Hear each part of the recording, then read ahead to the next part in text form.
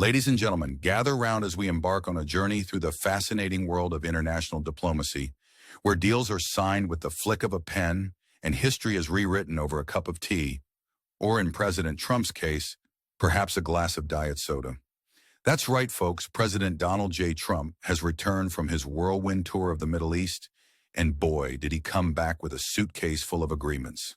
Now, we all know that when President Trump sets his mind to something, it's not just about thinking outside the box, it's about shattering it entirely. So what did President Trump accomplish on this landmark trip? Well, strap in, because we're about to dive into a satirical exploration of the art of the deal, Trump style. First stop, Saudi Arabia, where President Trump and Crown Prince Mohammed bin Salman bonded over their mutual love for big numbers and even bigger deals.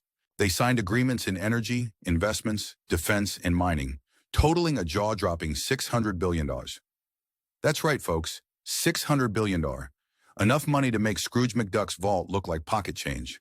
Among these deals, tech giants like Google, Uber, and Salesforce joined forces with Saudi Arabia's Data Vault in a groundbreaking $80 billion investment towards revolutionary technologies. It's a match made in heaven. Silicon Valley meets the desert sands, with innovation and oil shaking hands under the Arabian sun. And of course, American companies are jumping into the fray, ready to build everything from airports to futuristic cities in the kingdom.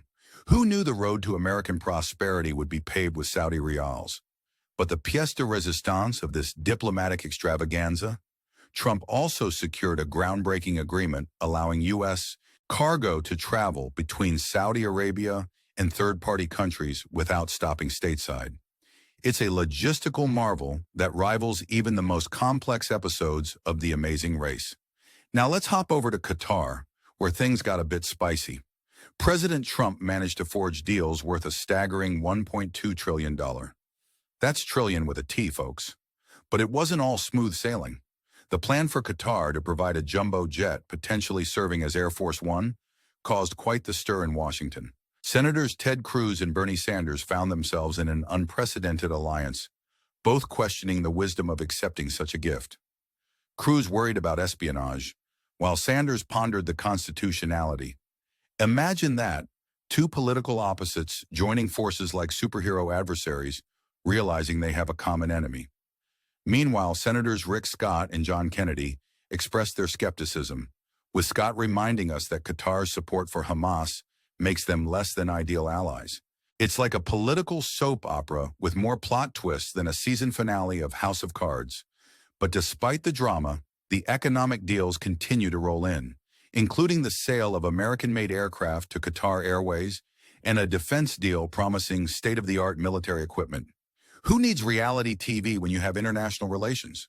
And finally, we arrive in the UAE, where President Trump secured $200 billion in commercial deals, including a $14.5 billion investment from Etihad Airways in American-made aircraft. Emirates Global Aluminum is also jumping on board with a $4 billion investment in an aluminum smelter project in Oklahoma. It's the first new smelter in 45 years, folks. Talk about making America smelt again. But perhaps the most intriguing development is the energy agreements with the Abu Dhabi National Oil Company, teaming up with American oil giants to expand production. This deal promises to lower energy costs and create hundreds of skilled jobs. It's a win-win situation that even the most skeptical environmentalists might begrudgingly applaud.